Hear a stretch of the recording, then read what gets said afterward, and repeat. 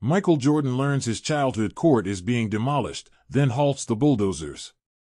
Before we get into the story, comment below where in the world you are watching from today, and if you like this story, don't forget to subscribe.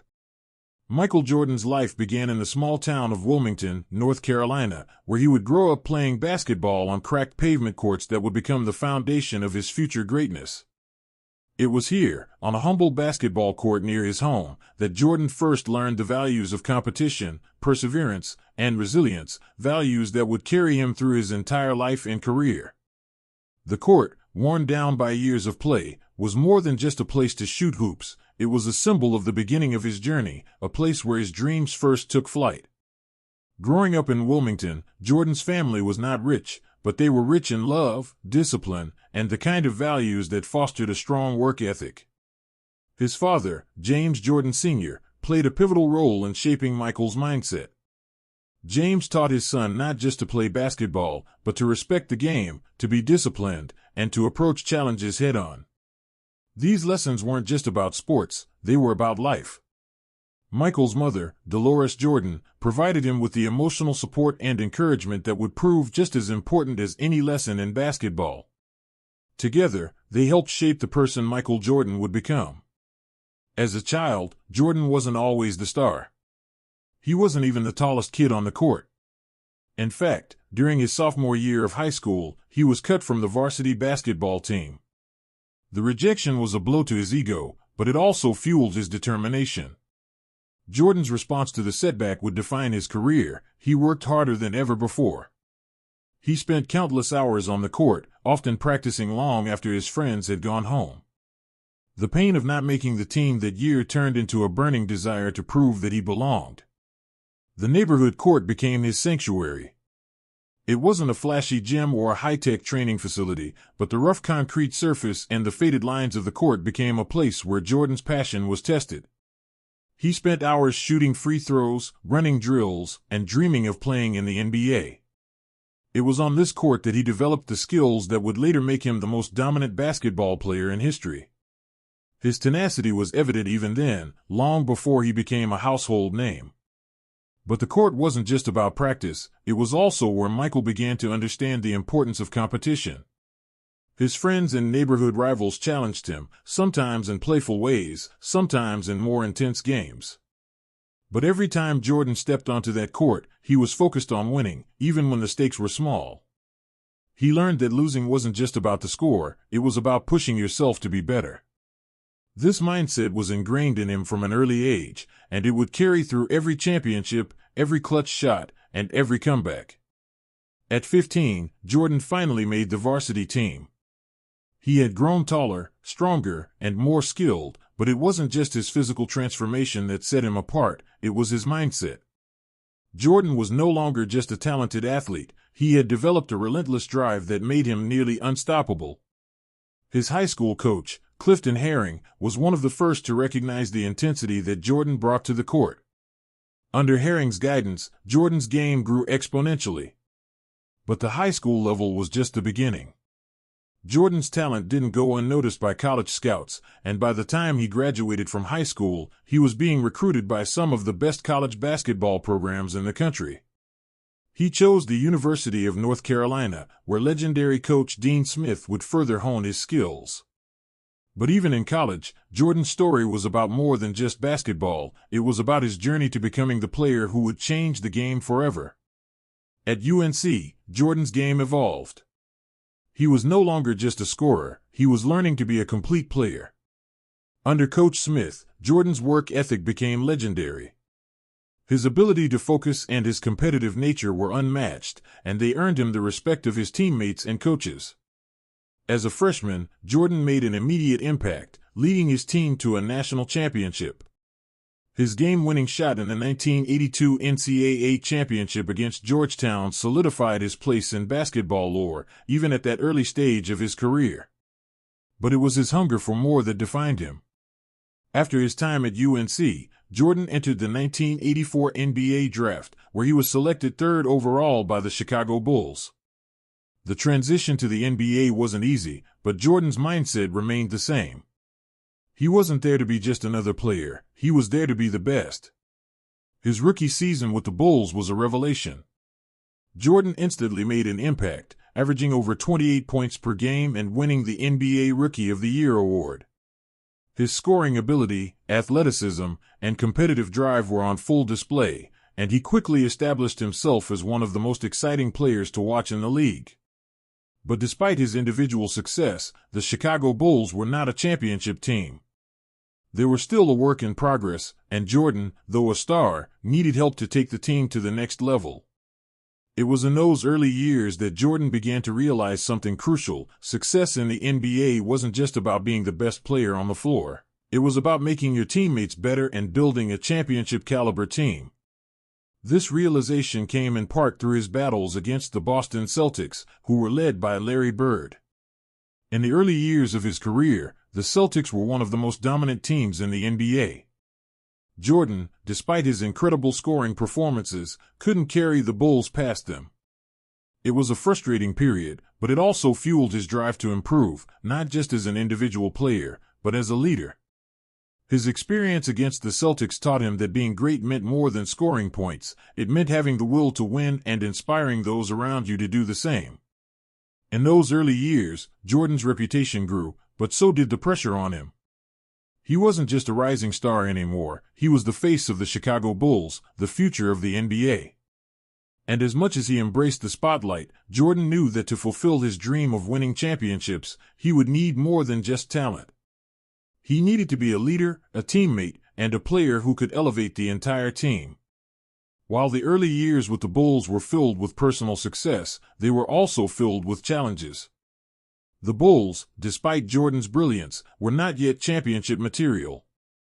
The team lacked the depth and support needed to compete with the league's elite. But Michael Jordan, with his relentless work ethic, was determined to change that. The foundation of greatness was being built, on that court, in that city, and in Jordan's mind. The story of Michael Jordan's early years, on the courts of Wilmington and beyond, set the stage for the legend he would become. His work ethic, his drive, and his unrelenting desire to be the best were evident long before the world knew his name. But the journey had only just begun. The battles ahead would test him in ways he couldn't yet imagine. And yet, it was the lessons learned on that childhood court that would prove to be the most important as he forged his path to greatness. The 1984 NBA Draft was a pivotal moment in basketball history. As Michael Jordan stood waiting to hear his name called, he had already proven himself to be a standout player, first at North Carolina and then in his early career with the Chicago Bulls. But being drafted by the NBA and becoming a professional athlete were just the beginning of his journey. The pressure was immense, and the expectations were sky-high. The Chicago Bulls, having secured the third pick in the draft, saw in Jordan not just a star player but someone who could reshape their franchise and elevate the team into championship contention. Jordan's first season in the NBA began with a sense of optimism. The Bulls were far from being contenders, but with a player like Jordan, they had a real shot at improving. Jordan quickly proved that his college success wasn't a fluke. In his rookie season, he averaged 28.2 points per game, an impressive feat for any player, let alone one just entering the league. His electrifying performances left fans and analysts alike in awe of his talent. His ability to score in various ways, whether it was with his powerful dunks, smooth jump shots, or creative finishes around the basket, made him an instant sensation. But for all his individual success, the Chicago Bulls were still struggling as a team. Despite Jordan's incredible scoring, the team wasn't winning at the level they needed to. Jordan was carrying the load, but basketball, as he would soon learn, is a team sport. It wasn't enough to be a great individual player, he needed teammates who could elevate their games to match his level. Early in his career, Jordan faced a tough lesson: greatness isn't just about individual accolades, it's about winning as a team. In his second season, Jordan's game only improved. He had become more well-rounded, learning how to take over games not just through scoring but by being a leader on the floor. The Bulls made the playoffs, a promising sign of improvement, but they were quickly eliminated. This year, more than ever, Jordan began to realize that talent alone wasn't enough to win in the NBA. The teams that dominated the league weren't just built around one star, they were built on teamwork, trust, and shared goals. This realization would shape Jordan's approach for the rest of his career. Even though the Bulls were falling short in the postseason, Jordan's individual success continued. His scoring, his defensive prowess, and his leadership on the court made him one of the league's most respected players. But while he was shining individually, Jordan was not satisfied. He was driven by a singular goal: to win championships. That hunger would push him to his limits and beyond. He was not content with being the best player in the league if it didn't result in titles. The mid-1980s were a time of fierce competition in the NBA. The Boston Celtics, led by Larry Bird, and the Los Angeles Lakers, spearheaded by Magic Johnson, were at the peak of their powers. Both teams had established themselves as dynasties, winning championships and dominating the league. For Jordan and the Bulls, the road to glory seemed steep. The Celtics, in particular, were a daunting force, with Bird's sharpshooting, the toughness of Dennis Johnson, and the overall team-oriented play that dominated the league. Jordan faced the Celtics in the first round of the playoffs in 1986, and it was a wake-up call for him. Despite Jordan's incredible performance, scoring 63 points in a playoff game, the Bulls were swept by the Celtics. It was a humbling experience for Jordan, who had poured everything into his individual game, only to see his team fall short. But in that crushing loss, Jordan learned something crucial: to be a champion, you need more than just one incredible player. You need a team that can back you up, a support system that can rise to the occasion when needed. This was the first real crack in Jordan's ego, and he began to understand that while he was the centerpiece of the Bulls, he couldn't do it alone. The game was about more than just talent, it was about teamwork and strategy. During the following years, the Bulls continued to improve, but they were still missing that key piece, someone who could complement Jordan and help shoulder the burden. Jordan's frustrations grew as the team failed to get past the likes of the Celtics and the Detroit Pistons, another tough opponent led by Isaiah Thomas. The Pistons, with their physical, gritty play and determination, seemed to be the team that always stood in the way of Jordan's pursuit of greatness. They became the Bulls' biggest rival, with each encounter becoming more intense than the last. But this was where Jordan's transformation truly began. He realized that in order to get over the hump, he needed to evolve. His individual skills were unmatched, but his leadership and mental toughness were the key to breaking through. The next few years saw Jordan develop not just as a player but as a leader. He learned to trust his teammates, to empower them, and to demand excellence from them.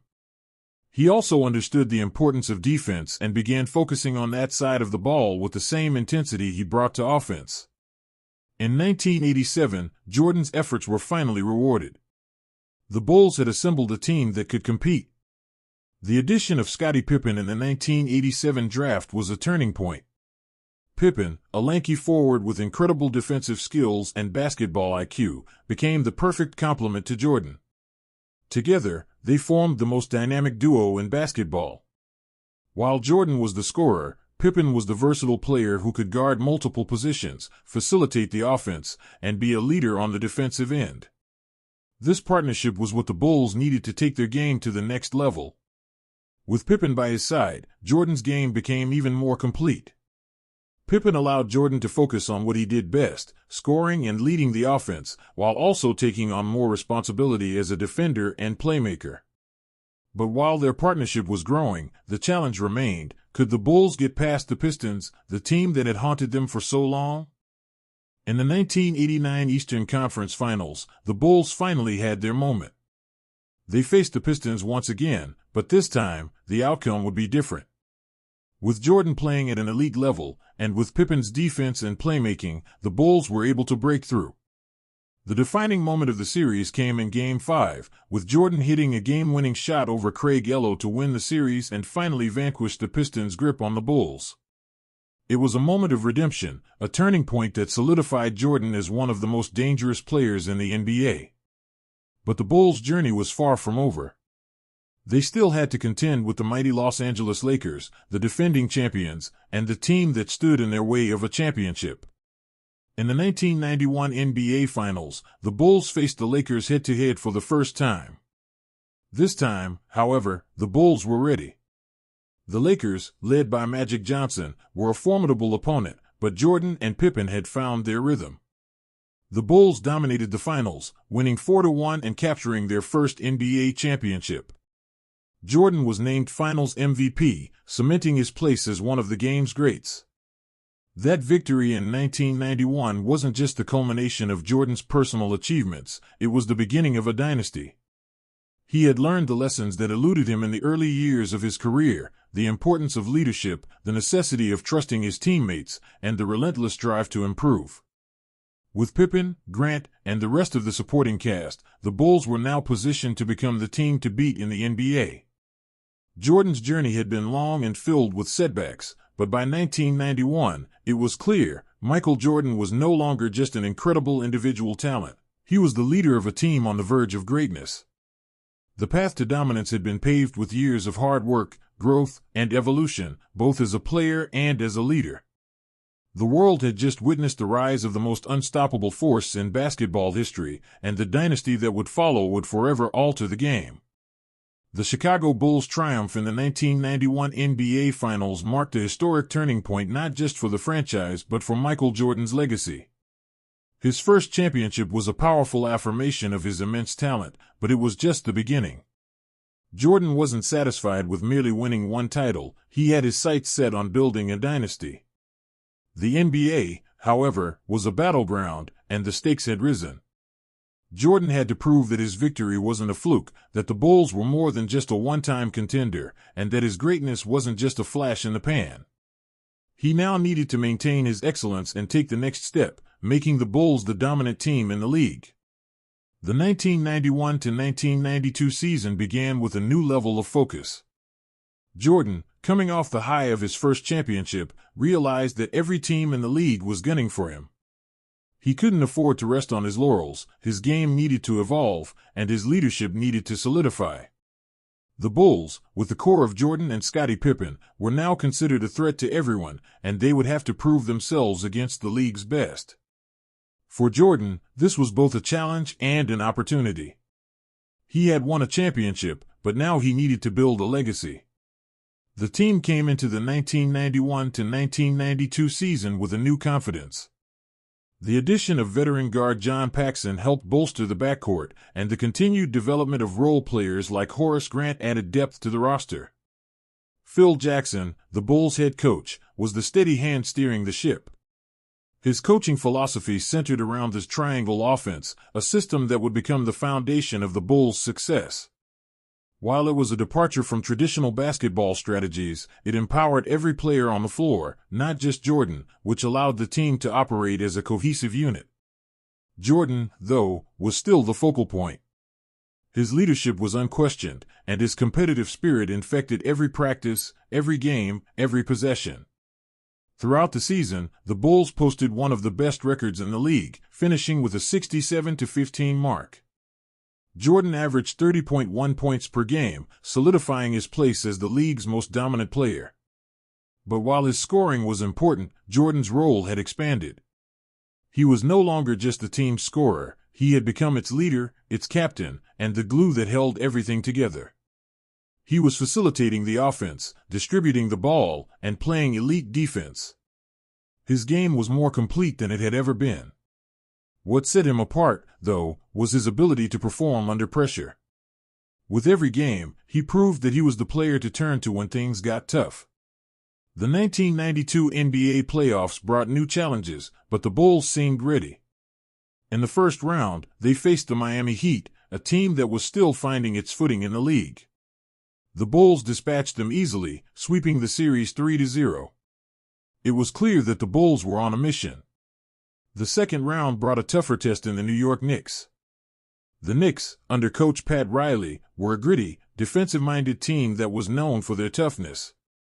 But Jordan and the Bulls were playing at another level.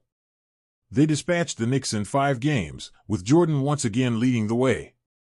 His ability to perform when it mattered most was a defining characteristic of the postseason. The Eastern Conference Finals set the stage for one of the most anticipated matchups in recent history, the Bulls versus the Cleveland Cavaliers. The Cavaliers, led by All-Star guard Mark Price and center Brad Daugherty, were a formidable force. They had pushed the Bulls to the limit in previous seasons, and it seemed like this series would be another intense battle. However, it was clear from the start that Jordan was in the zone. He dominated the series, and his leadership was evident in every game. The Cavaliers simply had no answer for Jordan. In the final game of the series, with the Bulls leading 3-2, Jordan put on an offensive clinic, scoring 39 points and securing a spot in the NBA Finals. The Bulls were now 2 victories away from their second consecutive championship. The 1992 NBA Finals pitted the Bulls against the Portland Trail Blazers, a team that had been one of the best in the Western Conference. The Blazers, led by Clyde Drexler, were a well-rounded team that had the ability to score in bunches.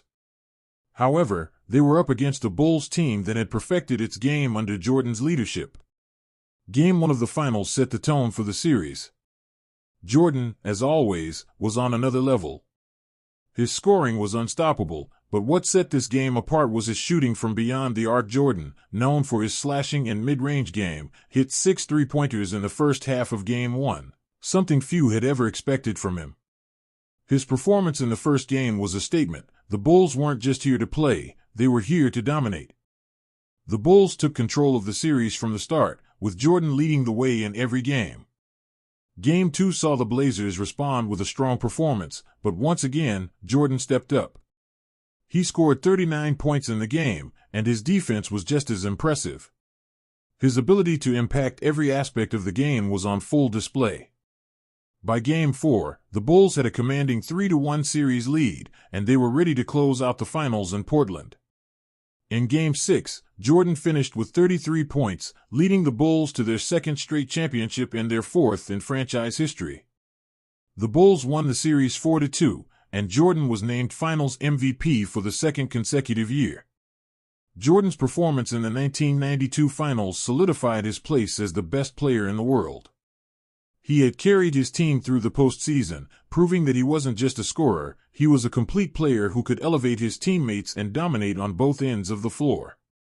The 1992 championship was also significant for another reason. It marked the emergence of Jordan as a global icon. The NBA had become an international phenomenon, and Jordan was the face of the league. His success on the court, combined with his growing popularity off the court, made him the most recognizable athlete in the world. The 1992 Dream Team, which featured Jordan and several of the NBA's best players, went on to dominate the Barcelona Olympics, cementing Jordan's legacy as not only a basketball legend but a global ambassador for the sport. As the 1992-1993 season began, the expectations for Jordan and the Bulls were higher than ever. They had proven that they could win, but now they had to prove that they could sustain that success. For Jordan, this was a new challenge. He had already won 2 championships, but the pressure to win a third was unlike anything he had faced before. But with his work ethic, his leadership, and his hunger for more, Jordan seemed ready to tackle whatever came next. The 1992-1993 season proved to be another step in Jordan's journey toward cementing his legacy. The Bulls, led by Jordan, would face new challenges, but as always, they were determined to come out on top.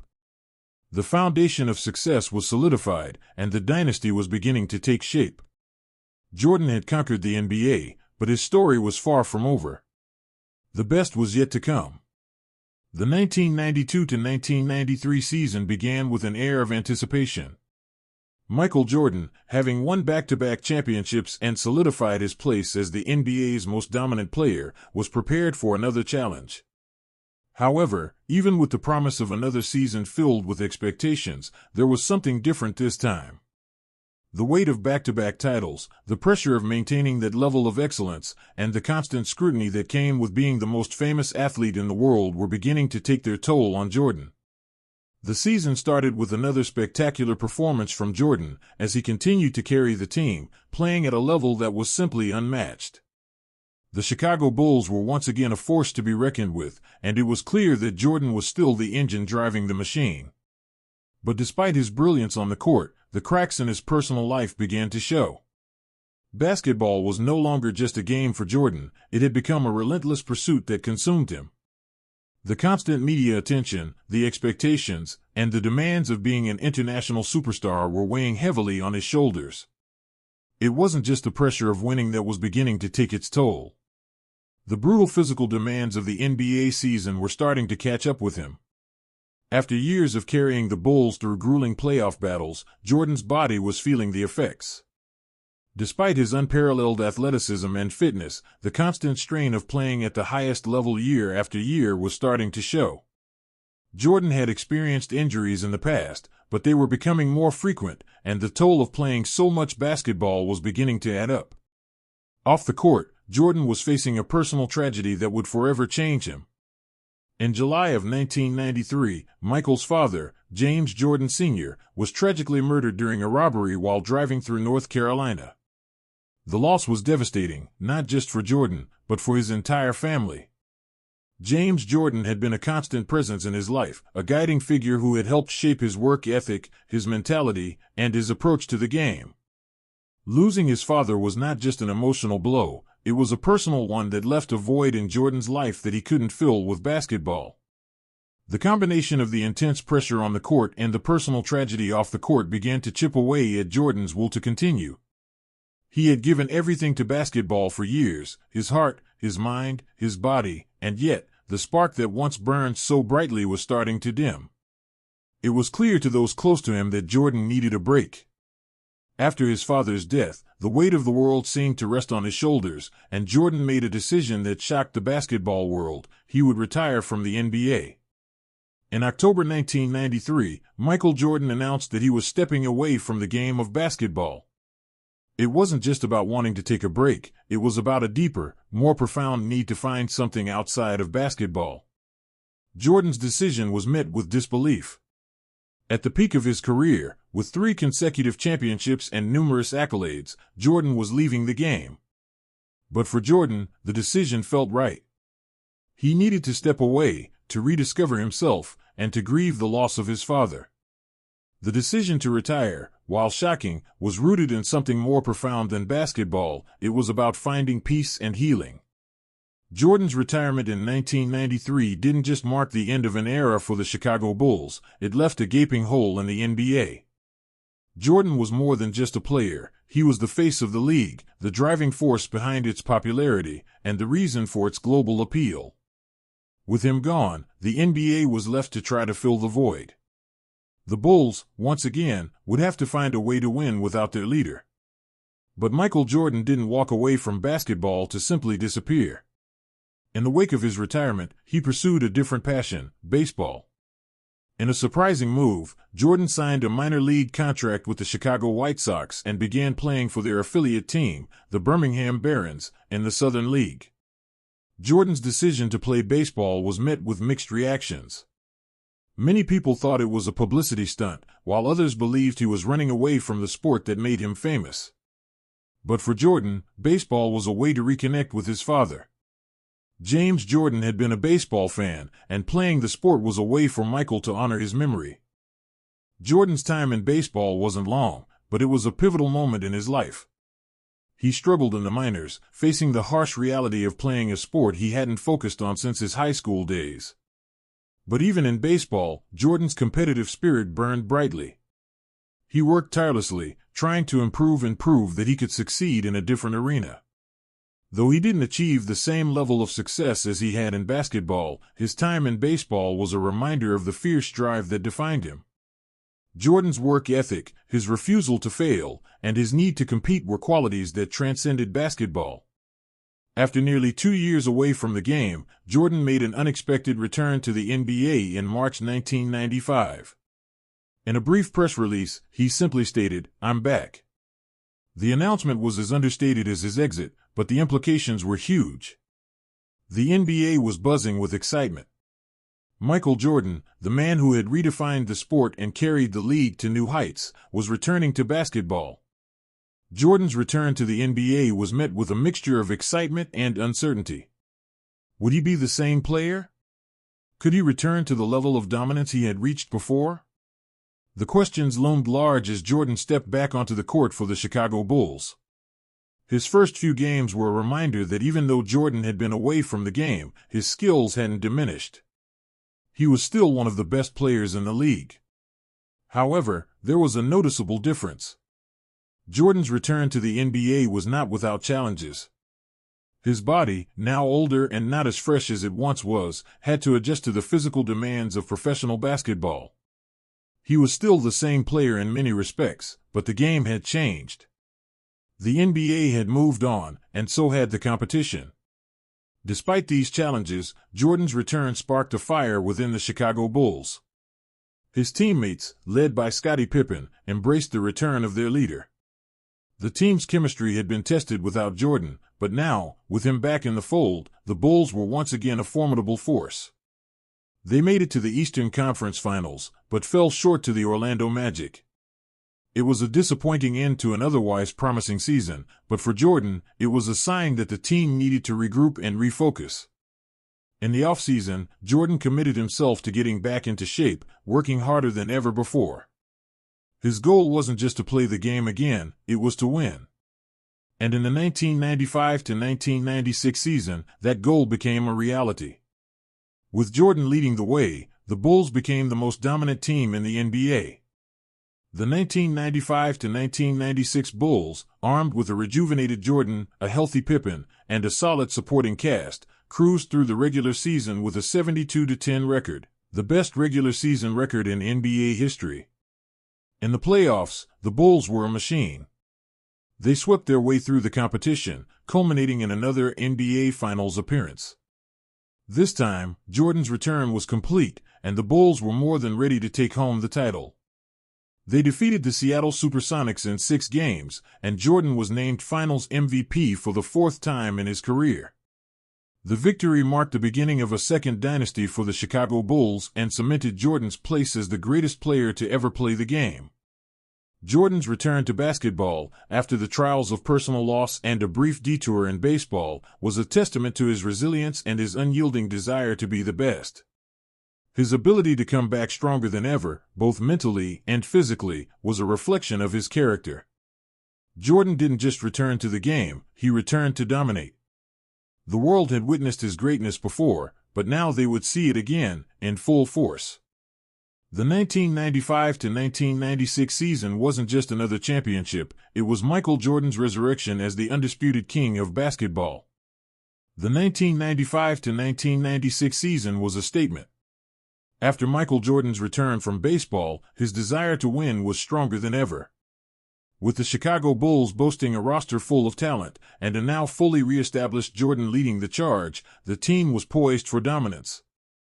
Yet, despite all their potential, the pressure of living up to their past success, especially after Jordan's first retirement, was palpable. The expectations weren't just high, they were sky high. But for Jordan, it wasn't about living up to what had been done before. It was about surpassing it, proving that his greatness wasn't just a flash in the pan but a lasting legacy. The 1995-1996 Bulls quickly showcased that they weren't just another team trying to live up to Jordan's past. They were built for greatness. Scottie Pippen, who had shouldered much of the load during Jordan's absence, was fully integrated into the team's offense. His all-around game had grown to a level that complemented Jordan perfectly.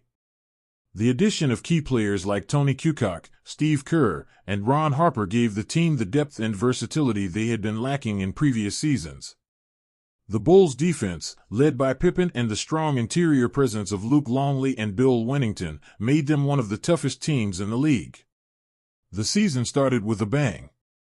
Jordan wasted no time asserting his dominance, averaging 30.4 points per game, while also contributing significantly in rebounds, assists, and steals. His leadership on and off the court inspired not just his teammates but also the entire organization. This wasn't just the Jordan of the early 90s who would score relentlessly, this was a more refined player, one who understood how to maximize the talents of those around him.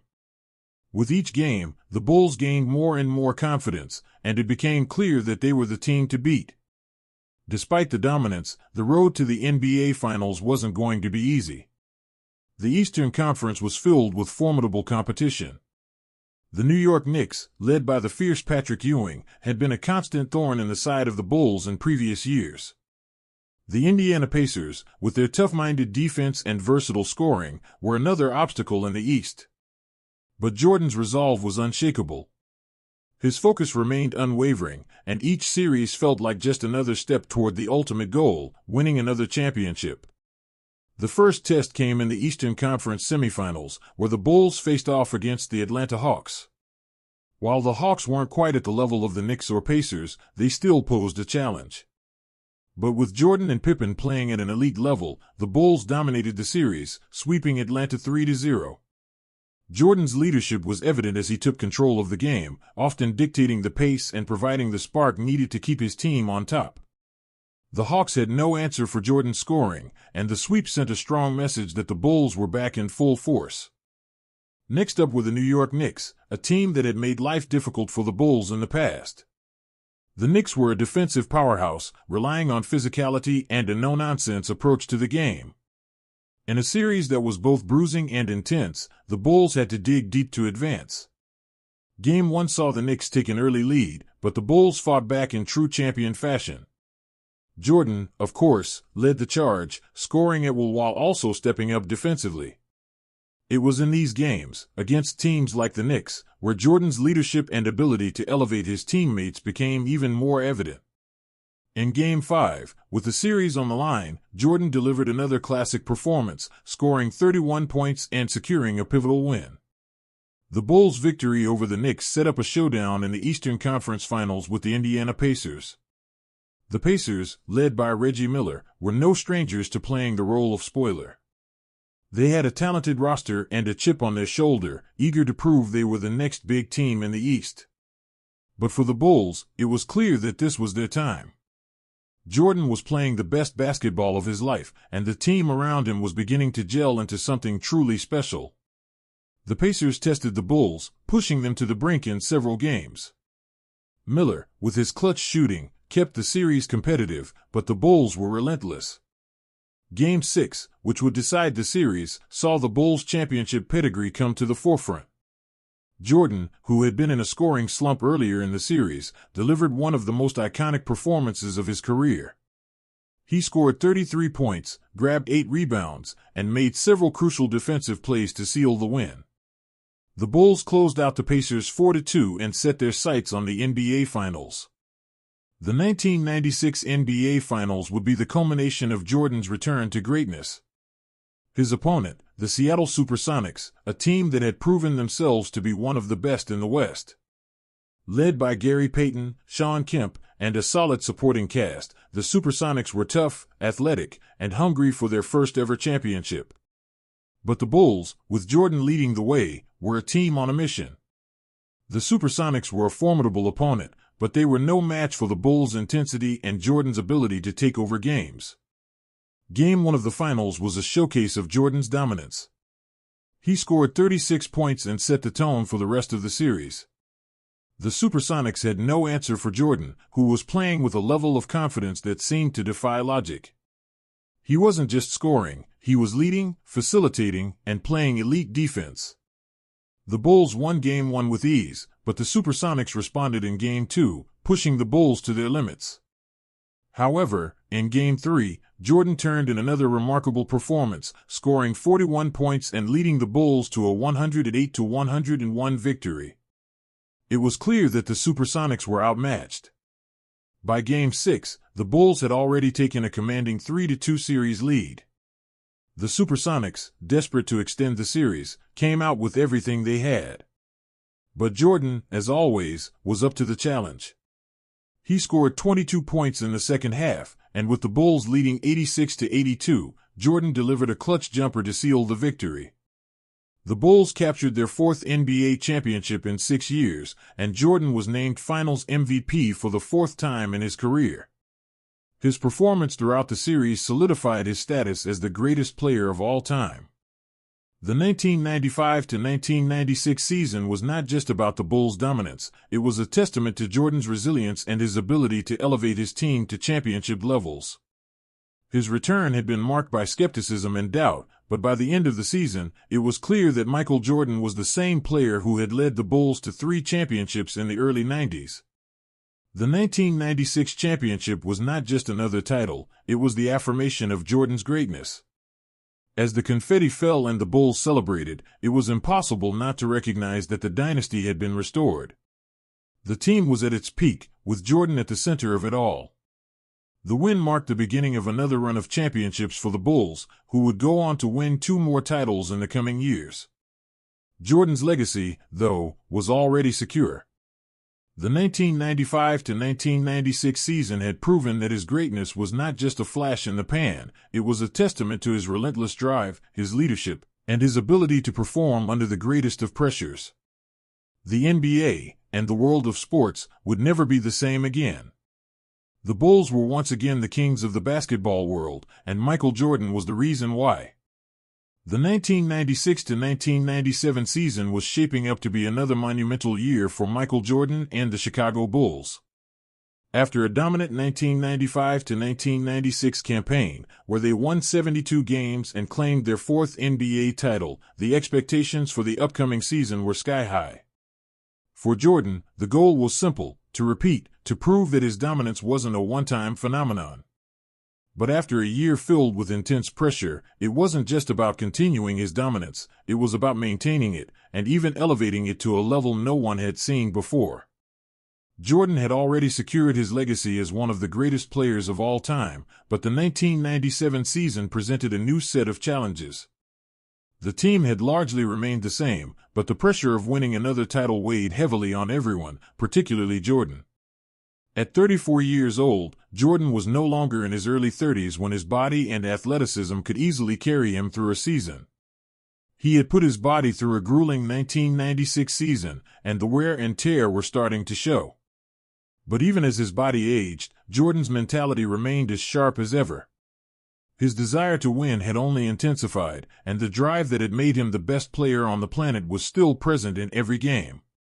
The Bulls' regular season in 1996 to 1997 began with the same relentless focus. Chicago was not just aiming for another championship, they were aiming for greatness. Jordan, as always, was the focal point, but he wasn't alone. Scottie Pippen was playing at an elite level, continuing to be one of the most well-rounded players in the league. The role players, such as Steve Kerr, Tony Kukoc, and Luke Longley, were stepping up in important moments, and the defensive presence of players like Ron Harper made the team formidable on both ends of the floor. The Bulls were a machine, but they would need every piece to fall into place for another title run. The team didn't just dominate offensively, they excelled defensively. Head coach Phil Jackson had his team buy into the defensive philosophies that had made them so successful in the past. Despite the presence of the league's most prolific scorer in Jordan, the Bulls were still one of the top defensive teams in the NBA, anchored by Pippen and the team's collective commitment to locking down opponents. The way the team complemented Jordan's offensive brilliance with their defensive prowess made them a balanced and dangerous unit. Despite their excellence, the road to the finals was far from assured. In the Eastern Conference, teams like the New York Knicks, Indiana Pacers, and Miami Heat were all capable of challenging the Bulls. The Knicks, in particular, had grown into a fierce competitor, with Patrick Ewing still leading the charge. The Pacers, now led by Reggie Miller and powered by an emerging team, were also poised to give the Bulls a tough series. Yet, none of these teams had a player quite like Jordan. His sheer presence on the court was a difference-maker. The 1997 postseason started with the Bulls facing the Washington Bullets in the first round, and Chicago swept the series in 3 games. Jordan, though far from his peak athleticism, was still a dominant force, scoring 32 points per game in the series and showing flashes of the incredible ability that made him a legend. Despite the relatively easy victory, Jordan's mind was already focused on what lay ahead. The real challenges were waiting in the later rounds. In the second round, the Bulls faced the toughest competition yet in the New York Knicks. The Knicks had a physical, gritty style of play and had been a thorn in the Bulls' side for years. The series was set to be a battle of wills, and it didn't disappoint. Game 1 saw the Knicks take the lead with a physical approach, but Jordan and the Bulls responded in Game 2. As the series progressed, it became clear that the Knicks' aggressive playstyle was causing problems for the Bulls. Jordan, despite struggling with his shooting at times, took the lead, scoring 32 points and securing a critical Game 3 win. His leadership was evident, not just through his scoring, but also in his ability to elevate the entire team. Chicago won the series in 5 games, and Jordan was instrumental in the Bulls' success. The next challenge came in the Eastern Conference Finals against the Indiana Pacers, a team that had become one of the most dangerous in the East. The Pacers were playing their best basketball of the decade and had a number of key players, including the sharpshooting Reggie Miller and tough-minded center Rick Smits. In a gritty, intense series, Jordan once again proved his worth. He led the Bulls to a 4-3 series victory, punctuated by a dramatic Game 7 performance. In that final game, Jordan scored 28 points, grabbed 8 rebounds, and made clutch defensive plays down the stretch. The Pacers pushed the Bulls to their limits, but once again, Jordan's unshakable focus and ability to take over games in crucial moments made the difference.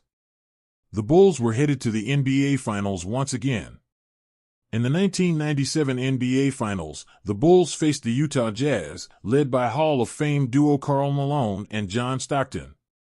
The Jazz had proven to be one of the best teams in the Western Conference, with Malone's dominant scoring and Stockton's pinpoint passing making them an incredibly dangerous team. The Jazz were the kind of team the Bulls had struggled against in the past, one with a balanced attack and a deep roster. Yet, even with Malone and Stockton leading the charge, Utah was up against a Bulls team that was playing with a sense of urgency. Jordan knew that this championship was more than just another title, it was his chance to solidify his place as the greatest player of all time. The series opened with a dramatic Game 1, which the Bulls won 84-82 in a hard-fought battle. Jordan, who had been battling the effects of a fever and illness, still managed to score 31 points and hit key shots in the final minutes of the game. His resilience in that game set the tone for the series. But Utah wasn't backing down. They fought back in Game 2, winning by 6 points, and the series was tied at 1-1 as it shifted to Chicago. Game 3 at the United Center became one of the most iconic moments in NBA history. Jordan, visibly sick and dehydrated, showed the world just what he was capable of in a game that would forever be remembered as the flu game. Jordan managed to score 38 points and lead the Bulls to a 90-88 victory in one of the most impressive finals performances ever seen. His sheer willpower and determination to win despite his illness became a defining moment of his career. The Jazz were stunned by Jordan's resolve, and the Bulls were in control of the series. In Game 4, the Jazz came back with everything they had, but the Bulls were too much to handle. Jordan, along with Pippen and the rest of the Bulls, showed their championship pedigree. The Bulls won 96-54, dominating both offensively and defensively. By Game 5, the Jazz were reeling. Jordan finished with 39 points in a decisive win that gave the Bulls a 3-2 series lead. The series shifted back to Utah for Game 6, with the Bulls just one win away from their 5th championship. In Game 6, the Utah Jazz gave everything they had, but Jordan once again proved why he was the best player on the planet. His clutch shot over Brian Russell in the closing moments of the game put the Bulls ahead, and with the victory, Chicago secured their 5th NBA championship. Jordan was named Finals MVP for the 5th time in his career, further cementing his legacy as the greatest player the NBA had ever seen. The 1997 championship wasn't just about winning another title, it was about Jordan's resilience and determination. Despite his physical decline and the emotional toll of his father's passing, Jordan led the Bulls to yet another championship. His ability to perform under the highest pressure, even while battling illness and fatigue, showed that there was no obstacle too great for him. As the confetti fell and the Bulls celebrated, it was clear that Michael Jordan's place in basketball history was already secure. His legacy was not just about the victories and the accolades, it was about the heart, the grit, and the unyielding desire to be the best, no matter the circumstances. As the 1997-1998 season began, the tension surrounding the Chicago Bulls was palpable. Michael Jordan was now 35 years old, and the question of how much longer he could continue to perform at the highest level loomed over every game. This season, his final with the Bulls, was dubbed The Last Dance by the media, and the Bulls' internal documentary crew had begun capturing everything, anticipating that this might be the end of the most dominant era in NBA history. For Jordan, however, the focus was clear: one more championship to solidify his place in history. The Bulls had experienced nothing but success since Jordan's return from retirement in 1995, but the 1997 to 1998 season presented a unique challenge. The team had already won 5 championships, and with each victory, the pressure to keep winning had only grown. Michael Jordan had accomplished everything a player could in the NBA, but the relentless hunger for more, for the chance to push further into history, remained. Despite the team's success, there were underlying tensions. Scottie Pippen, Jordan's longtime teammate and co-pilot during their championship runs, had grown increasingly frustrated with his contract situation.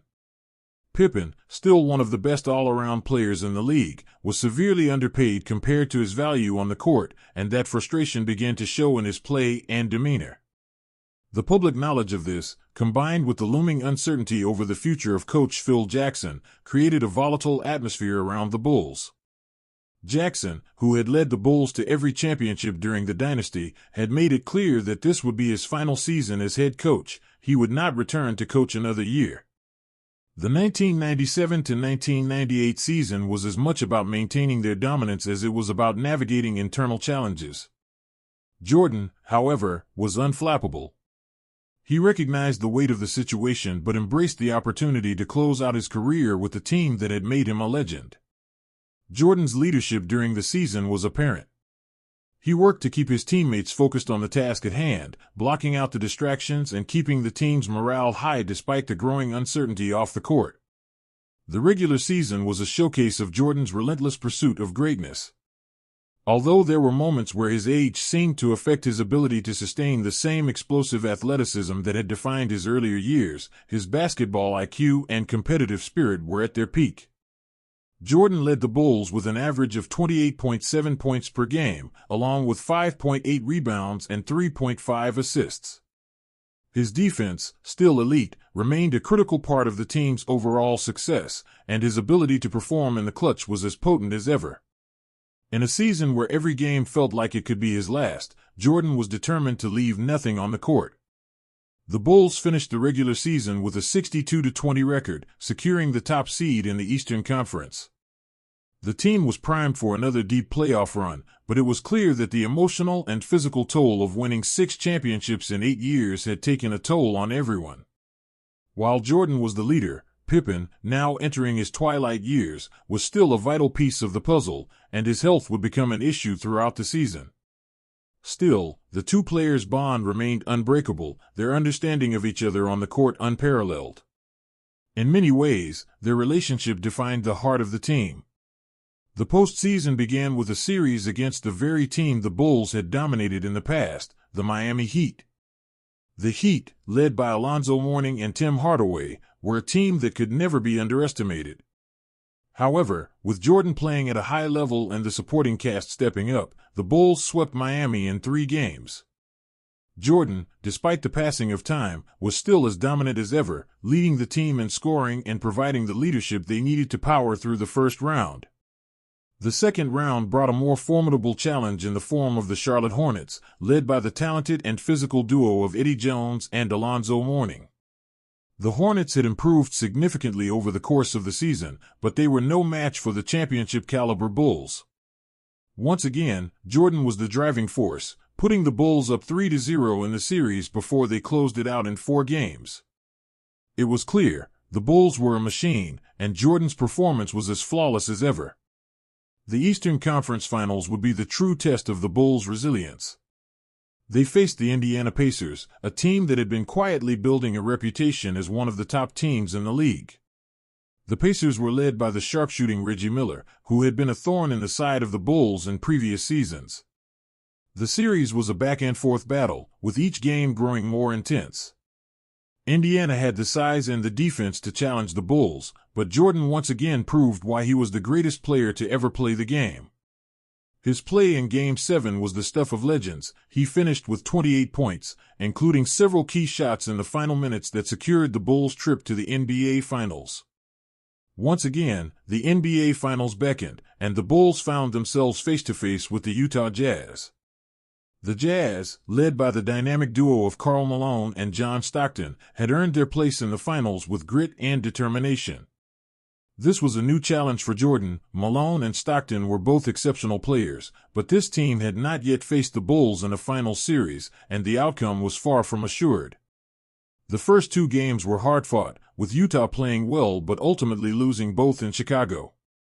Game 3 in Utah was pivotal, as the Jazz were looking to bounce back in front of their home crowd.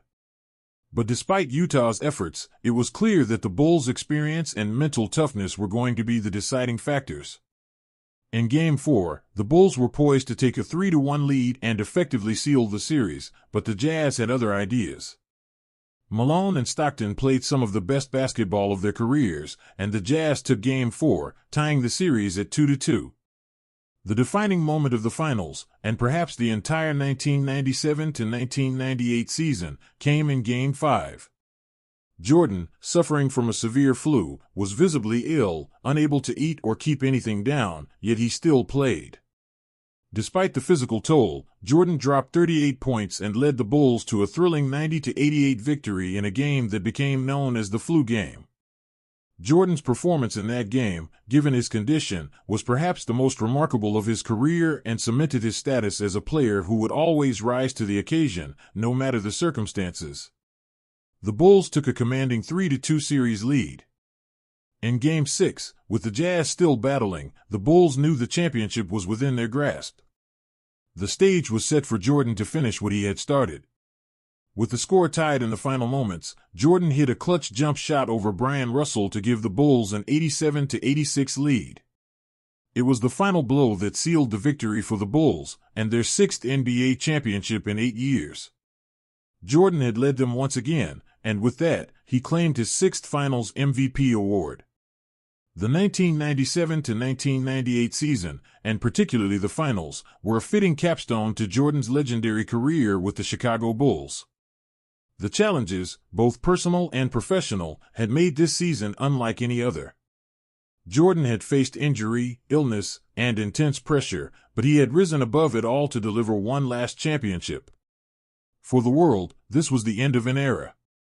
The Bulls, under Jordan's leadership, had reached the pinnacle once again. As Jordan held his sixth championship trophy aloft, it was clear that this victory would stand as the crowning achievement of an extraordinary career. The Bulls' dynasty was officially over, but Michael Jordan's legacy would live on forever. The 1997-1998 season had come to a close. The Chicago Bulls had won their sixth championship in 8 years, and Michael Jordan had captured his sixth Finals MVP. It was a perfect ending to an extraordinary run, and yet, the finality of the moment was overwhelming.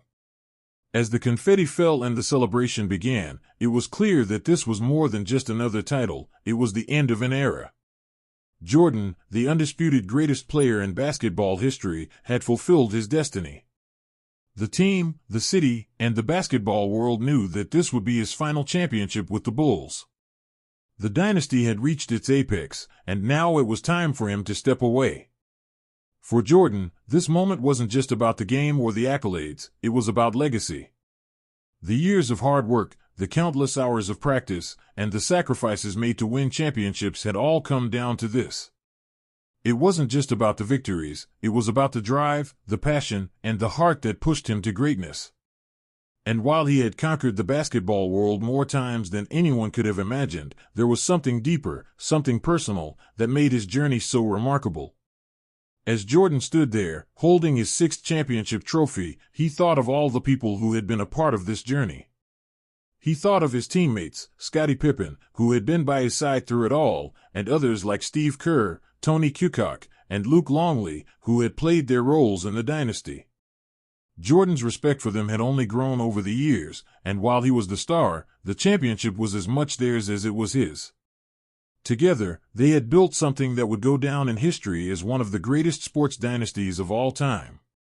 But the person Jordan thought of most in that moment was his father, James Jordan Sr. His untimely death in 1993 had weighed heavily on him, but it had also shaped the player and the person he became. His father had taught him everything he knew about basketball, discipline, and life. Even as Jordan's career reached its peak, there was a part of him that always carried his father's influence. Winning this sixth title, more than any other, felt like a tribute to him. Jordan had always said that his father was the one person who truly understood his love for the game and the sacrifices it took to achieve greatness. Holding the trophy, Jordan felt a sense of peace, knowing that his father would have been proud. The conclusion of this journey, however, wasn't just about looking back at what had been achieved. It was also about acknowledging the future. In the locker room after the game, as the celebration continued, Jordan's mind began to shift. He had given everything he had to the game of basketball, but now it was time to step away. He had accomplished everything he set out to do, and there was nothing left for him to prove. Jordan's decision to retire after the 1997 to 1998 season wasn't a sudden one. It had been on his mind for months, if not years. There were many reasons why he considered walking away from the game, but the most important one was the realization that he had nothing more to give. At this point in his life, basketball was no longer the same for him.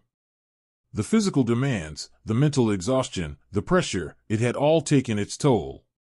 He knew that if he were to continue, it would no longer be the same. It wasn't about passion or desire, it was about the fact that he had given everything he had to the game, and there was nothing left to prove. The decision to retire for a second time was also about family. Jordan had always been a private person when it came to his personal life, but his family had always been at the core of his existence. They had supported him through the highs and the lows, through the championships and the losses. He had spent so many years on the road, away from his family, chasing the dream of winning more titles. Now, it was time to return to them. He wanted to be there for his children, to experience life outside of basketball, and to enjoy the peace that came with knowing his legacy was secure. As Jordan stepped away from the game, the world took notice. The news of his retirement was met with both sadness and respect. For fans, it felt like the end of an era, the closing of a chapter in the history of the sport. The NBA had built itself into a global brand, and Michael Jordan had been the face of that transformation. He had taken the game to new heights, revolutionizing the sport and expanding its reach beyond American borders. His influence on basketball, both on and off the court, was undeniable. But while the basketball world had lost its greatest player, the legacy of Michael Jordan would continue to shape the game for years to come. The impact he had on future generations of players was immeasurable. Stars like Kobe Bryant, LeBron James, and countless others cited Jordan as their inspiration. His competitive spirit, his relentless drive to be the best, and his unwavering work ethic became the blueprint for success in the NBA. Jordan didn't just change the game, he elevated it. In the years following his retirement, Jordan's influence only grew. His business ventures, including the iconic Air Jordan brand, made him one of the most successful athletes off the court as well. But his legacy in basketball was the foundation of his success. Even after stepping away, Jordan continued to be a central figure in the sport. Whether it was through his ownership of the Charlotte Hornets or his occasional involvement with NBA initiatives, Jordan remained a vital part of the game he had helped shape. Jordan's final retirement also marked the end of a certain kind of basketball, the hard-nosed, competitive, team-focused style of play that had defined the 90s.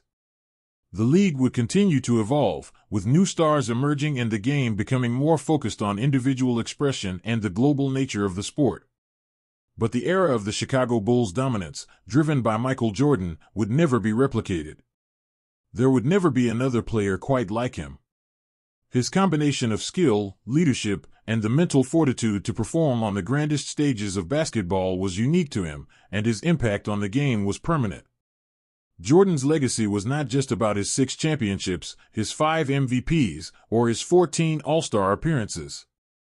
It was about the way he carried himself, the standard he set for excellence, and the inspiration he gave to millions. He became a symbol of perseverance, determination, and the belief that anything was possible. His journey from a young boy in Wilmington, North Carolina, to the greatest basketball player the world had ever seen was a testament to what could be achieved through hard work, dedication, and a refusal to accept anything less than greatness. As Michael Jordan faded into retirement once again, the world knew that basketball had forever changed because of him. His story wasn't just a series of incredible performances, it was the story of someone who believed in themselves when others doubted them, who fought through every setback, and who pushed the boundaries of what was possible. Michael Jordan didn't just make history, he defined it. And with that, his legacy would live on, both on and off the court, for generations to come.